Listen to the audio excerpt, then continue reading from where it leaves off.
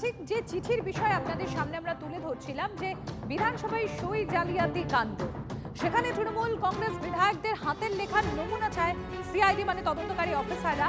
কবে নেওয়া হবে এই 3 তৃণমূল বিধায়কের হাতের লেখার নমুনা, সেটা আজকে ব্যাংশাল আদালত জানাবে। কারা কারা রয়েছেন? বাহারুল ইসলাম, অরূপ রায়, শুভাশিস দাস। এনারা অভিযোগ করেছিলেন যে সই করা রয়েছে সেই সই তাদের নয়, তারা সেদিনকে উপস্থিতি ছিলেন না। তাহলে সই কার?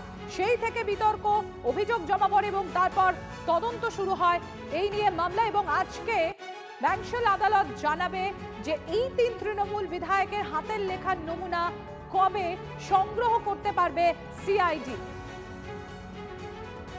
আজই নির্দেশ দিতে পারে ব্যাংশাল আদালত, সেদিকেই নজর রয়েছে।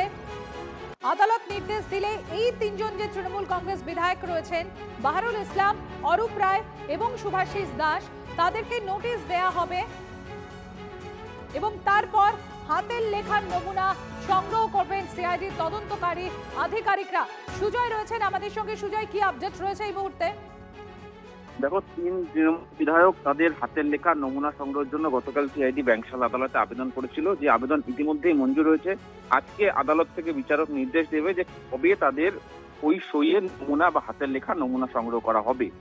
তার কারণ, এক্ষেত্রে হাতের লেখা নমুনা সংগ্রহ ম্যাজিস্ট্রেটের সামনে করতে হয় এবং এক্ষেত্রে সিআইডি যেহেতু নিজস্ব হ্যান্ডরাইটিং এক্সপার্ট রয়েছে, সেই এক্সপার্টদের সামনে, বিচারকের সামনে 3 বিধায়ক, অরূপ রায় সহ বাহারুল ইসলাম সহ 3 বিধায়ক, তাদেরকে আদালতে উপস্থিত থাকতে হবে এবং আজকে আদালত নির্দিষ্ট দিন জানালে ওই 3 বিধায়কের কাছে সিআইডি নোটিশ পাঠাবে যে তাদেরকে নির্দিষ্ট দিন আদালতে হাজির হতে হবে।